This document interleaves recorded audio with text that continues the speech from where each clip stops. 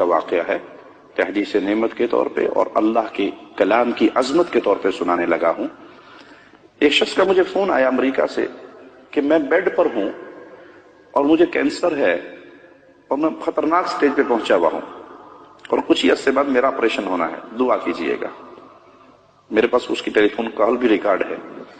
تو میں نے کہا بھائی اللہ تجھے شفا دے، تو بیڈ پہ پڑا ہے، کچھ کر نہیں سکتا، سونے کے علاوہ جب تو اٹھے نماز پڑھنی ہے، کھانا کھانا ہے اور سونا ہے، اور تو تجھے کام کوئی نہیں۔ مستقل اپنی زبان پہ سورۃ فاتحہ کا ورد شروع کر دے، آج سے مستقل سورۃ فاتحہ پڑھ،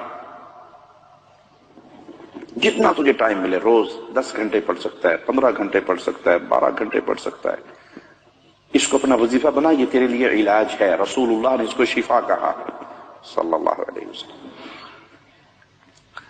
چند مہینے کے بعد اس کا مجھے یاد نہیں ہے، 2 مہینے گزرے یا 1 مہینہ گزرا، اس کی مجھے دوبارہ کال آئی، کہا شیخ آپ نے مجھے سورۃ فاتحہ کا کہا تھا، واللہ میں نے اس دن سے اپنی 24 گھنٹے کی روٹین سورۃ فاتحہ بنائی۔ جب میں بیدار ہوتا میری زبان پہ فاتحہ ہوتی، جب میرا آپریشن کا وقت آیا اور اس سے پہلے ٹیسٹ وغیرہ کرنے تھے وہ کیے، میرا مرض بالکل ختم ہو چکا تھا۔ اس کو اللہ کے نبی نے شفا کہا ہے۔ آپ 24 گھنٹے کے پیچھے کیوں دوڑتے ہیں؟ آپ کے پاس جواہر ہیں، ہیرے ہیں، فاتحہ کو پڑھیں۔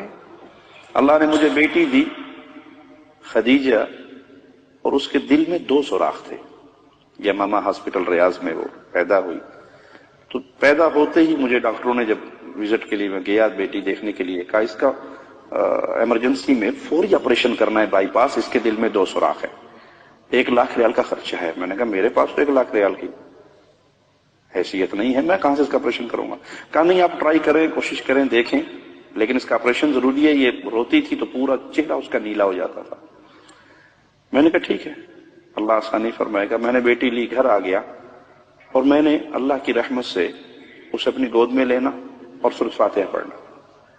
بعض دفعہ 2 گھنٹے، 3 گھنٹے مجھے ٹائم ملا، آدھا گھنٹہ، جتنا ٹائم ملنا، میں نے مستقل اپنی بیٹی کو گود میں لے کے صرف سورۃ فاتحہ پڑھنی۔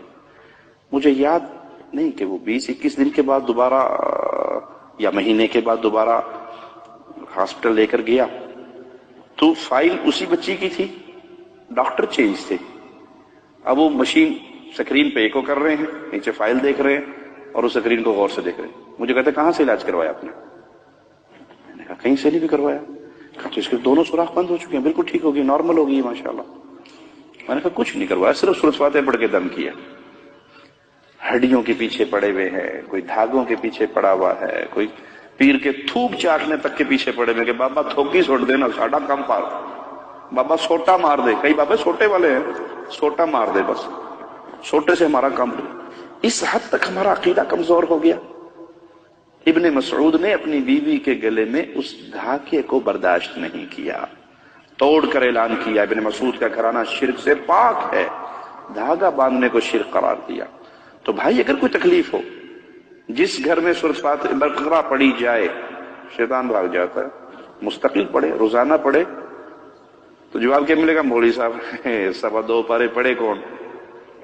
اصل مسئلہ یہ ہے، ہم لگ گئے ہیں رشوت پہ کہ کسی مولوی کو پیسے دو اور ریڈی میڈ تیار شدہ پھوکے پھاکے مارے مرائے ٹرینڈ چیز ہمیں تیار ریڈی میڈ مل جائے اور جا کے استعمال کر لیں۔ ہم خود کیوں محنت کریں؟ بھائی خود پڑھو، صبح شام کے اذکار پڑھو، سورۃ فاتحہ پڑھو، آیت الکرسی پڑھو، فلق اور ناس پڑھو۔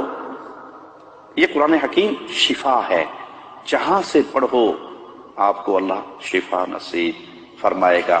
ہاں یقین ہو کہ یہ میرے رب کا کلام ہے اور یہ شفا ہے۔ اللہ سے دعا ہے اللہ ہمارے حال پہ رحمت فرمائے۔